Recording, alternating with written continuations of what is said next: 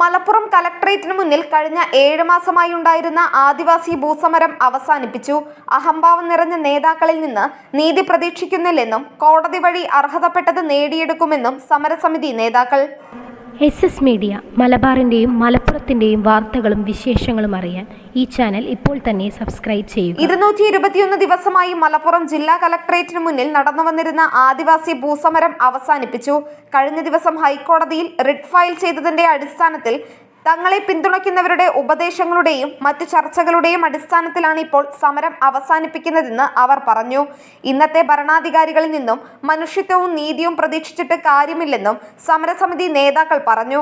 കഴിഞ്ഞ 7 മാസത്തിലധികമായി ഞങ്ങളോട് സഹകരിക്കുകയും പിന്തുണ നൽകുകയും ചെയ്ത നാട്ടുകാർ, സന്നദ്ധ സംഘടനകൾ, വിവിധ രാഷ്ട്രീയ പാർട്ടികൾ, പൗരാവകാശ മനുഷ്യാവകാശ പ്രവർത്തകർ, MP-മാർ, MLA-മാർ, കേരളത്തിലും പുറത്തുമുള്ള ഞങ്ങളുടെ അഭ്യുദയാകാംക്ഷികൾ, പത്രമാധ്യമങ്ങൾ എല്ലാവർക്കും ഹൃദയത്തിന്റെ ഭാഷയിൽ നന്ദി രേഖപ്പെടുത്തുന്നുവെന്നും സമര നേതാക്കളായ ബിന്ദു വൈലാശ്ശേരി, KV സഹീർ ഷാ, മജീദ് ചാലിയാർ, A വാസു തുടങ്ങിയവർ പറഞ്ഞു. Nandana Babu, SS news, Malappuram.